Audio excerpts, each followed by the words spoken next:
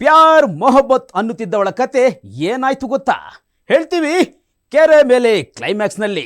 ನೀವು ನೋಡ್ತಾ ಇದ್ದೀರಾ ಅಶ್ವವೇಗ, ನಾನು ಲೋಕೇಶ್.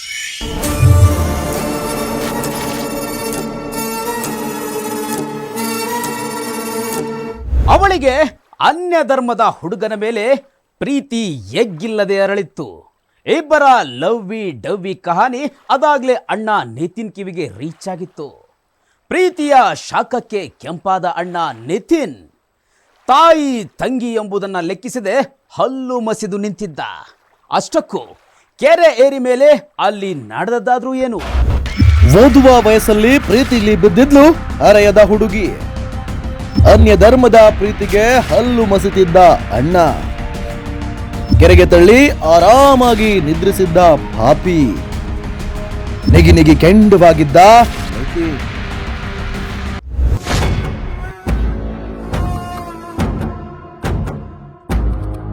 ಹದಿಹರೆಯದ 19 ವರ್ಷದ ಕಾಲೇಜು ಕನ್ಯೆ ಧನುಶ್ರೀ ಅಪ್ಪ ಅಮ್ಮನ ಮುದ್ದಿನ ಮಗಳಾಗಿದ್ಲು. ಓದುವ ವಯಸ್ಸಿನಲ್ಲಿ ಪ್ರೀತಿಯ ಬಲೆಗೆ ಸಿಕ್ಕಿದ್ದ ಈಕೆ ಪ್ಯಾರ್ ಮೊಹಬ್ಬತ್ ಅಂತ ಅನ್ಯ ಕೋಮಿನ ಯುವಕನ ಜೊತೆ ಓಡಾಡತೊಡಗಿದ್ಲು. ಹುಣಸೂರು ತಾಲೂಕು ಪಂಚವಳ್ಳಿ ಗ್ರಾಮದ ಯುವಕನ ತೆಕ್ಕೆಯಲ್ಲಿ ಬಿದ್ದ ಧನುಶ್ರೀಯ ಪ್ರೇಮ್ ಕಹಾನಿ ಬರೀ ಇಷ್ಟಕ್ಕೆ ನಿಂತಿದ್ರೆ ಏನೂ ಆಗ್ತಿರ್ಲಿಲ್ವೇನೋ. ಆದ್ರೆ ಇದ್ಯಾವುದರ ಅರಿವೇ ಇಲ್ಲದ ಧನುಶ್ರೀ ತನ್ನ ಮಜುನು ಜೊತೆ ಬಿಂದಾಸಾಗಿ ವಿಡಿಯೋ ಮಾಡುತ್ತಾ ಖುಷಿಯಾಗಿ ಹಾಯಾಗಿದ್ಲು. ಇದು ಸಹಜವಾಗಿ ಧನುಶ್ರೀ ಮನೆಯವರ ಕೋಪಕ್ಕೆ ಆಕ್ರೋಶಕ್ಕೆ ಕಾರಣವಾಗಿತ್ತು. ಅದರಲ್ಲೂ ಅಣ್ಣ ನಿತೀಶ್ ನಿಗಿ ನಿಗಿ ಕೆಂಡವಾಗಿ ಹೋಗಿದ್ದ.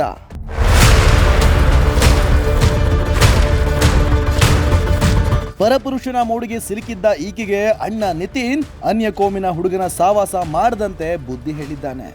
ನೀನಾಯ್ತು ನಿನ್ನ ಓದಾಯ್ತು ಅಂತ ಪ್ರೀತಿಯ ಅಪ್ಪ ಸಹ ಮಗಳಿಗೆ ಬುದ್ಧಿ ಹೇಳಿದ್ದಾರೆ. ನೀವು ಹಾಕಿದ ಗೆರೆಯನ್ನ ದಾಟೋದಿಲ್ಲ ಅಂದ ಧನುಶ್ರೀ ಆ ಯುವಕನೊಂದಿಗೆ ಸಿನಿಮಾ ಪಾರ್ಕ್ ಅಂತ ಮುಂದುವರೆಸಿದ್ಲು. ಅನ್ಯ ಕೋಮಿನ ಯುವಕನ ಪ್ರೀತಿಯ ಮೋಡಿಗೆ ಸಿಕ್ಕ ಸಹೋದರಿ ಹಾದಿ ತಪ್ಪಿದ್ದಾಳೆ, ಮನೆಯ ಕುಟುಂಬದ ಮರ್ಯಾದೆ ಹಾಳು ಮಾಡ್ತಾಳೆ ಅಂತ ನಿತೀಶ್ಗೆ ಅಂಚಕ್ಕೆ ಶುರುವಾಗೋಗಿತ್ತು. ಈ ಹಿನ್ನೆಲೆಯಲ್ಲಿ ಇದಕ್ಕೆ ಹೇಗಾದ್ರೂ ಮಾಡಿ ಬ್ರೇಕ್ ಹಾಕಲೇಬೇಕು ಅಂತ ನಿರ್ಧಾರ ಮಾಡೇ ಬಿಟ್ಟಿದ್ದ ನಿತೀಶ್.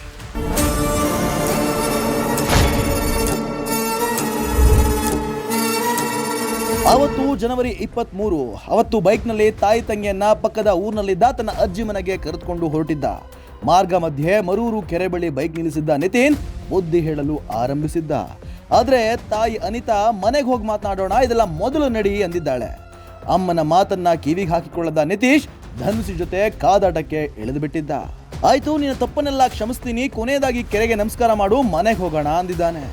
ಅಣ್ಣನ ಮಾತಿಗೆ ಬೆಲೆ ಕೊಟ್ಟ ಧನುಶ್ರೀ ನಮಸ್ಕಾರ ಮಾಡಲು ಕೆರೆ ಕಡೆ ತಿರುಗಿದ್ದಾಳೆ ಅಷ್ಟೇ.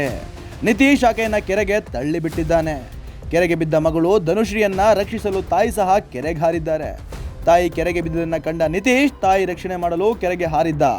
ಆದ್ರೆ ಅಷ್ಟದಾಗಲೇ ಇಬ್ಬರ ಪ್ರಾಣ ಪಕ್ಷಿ ಹಾರಿ ಹೋಗಿತ್ತು. ತಂದೆ ಸತೀಶ್ ನಿನ್ನ ತಾಯಿ ತಂಗಿ ಎಲ್ಲಿ ಅಂತ ಕೇಳಿದ್ರೆ ನಿತೀಶ್ ನಡೆದೆಲ್ಲವನ್ನ ಹೇಳಿ ನೀನು ಬೇಕಾದ್ರೆ ಅವರನ್ನ ಕಾಪಾಡ್ಕೋ ಅಂತ ಅಲ್ಲಿಂದ ಹೊರಟು ಬಿಟ್ಟಿದ್ದ. ಕೂಡಲೇ ಸಂಬಂಧಿಕರು ಹುಣಸೂರು ಪೊಲೀಸರಿಗೆ ಮಾಹಿತಿ ನೀಡಿದ್ದಾರೆ. ಸತೀಶ್ ನೀಡಿದ ಮಾಹಿತಿಯನ್ನ ಆಧರಿಸಿ ಕೆರೆಯಲ್ಲಿ ಹುಡುಕಾಟ ನಡೆಸಿದ್ದಾರೆ. ಸಾಕಷ್ಟು ಹುಡುಕಾಟದ ನಂತರ ಅನಿತಾ ಹಾಗೂ ಧನುಶ್ರೀ ಮೃತದೇಹ ಸಿಕ್ಕಿದೆ. ತಕ್ಷಣ ಅಲರ್ಟ್ ಆದ ಹುಣಸೂರು ಪೊಲೀಸರು ಆರೋಪಿಯನ್ನ ಬಂಧಿಸಿದ್ದಾರೆ. ನಂತರ ಬಂಧಿತ ನಿತೀಶ್ ತಾನು ಮಾಡಿದ ಕೃತ್ಯವನ್ನ ಎಳಿಯಾಗಿ ಪೊಲೀಸರ ಮುಂದೆ ಬಿಚ್ಚಿಟ್ಟಿದ್ದಾನೆ. ನಿತಿನ್ ಈ ಪ್ರೇಮ ಪುರಾಣವನ್ನ ಮಾತಿನ ಮೂಲಕ ಸರಿಪಡಿಸ್ಕೊಳ್ಬೋದಿತ್ತು. ಆದ್ರೆ ಅನ್ಯ ಧರ್ಮ ಎನ್ನುವ ಒಂದೇ ಒಂದು ಕಾರಣಕ್ಕೆ ನಿತಿನ್ ಹೀಗೆ ಮಾಡಿದ್ದು ಎಷ್ಟು ಸರಿ? ಪ್ರೀತಿಸೋದು ತಪ್ಪಲ್ಲ. ಪ್ರೀತಿಯ ಬಲೆಯಲ್ಲಿ ಸಿಲುಕೋ ಮುನ್ನ ಹೆತ್ತವರ ಬಗ್ಗೆ ಕಿಂಚಿತ್ತು ಎಚ್ಚರವಿರಲಿ ಎಂಬುದು ನಮ್ಮ ಆಶಯ. ಇದಾಗಿತ್ತು ಈ ಹೊತ್ತಿನ ವಿಶೇಷ. ನಿರಂತರವಾಗಿ ನೋಡ್ತಾ ಇರಿ ಅಶ್ವವೇಗ ನ್ಯೂಸ್.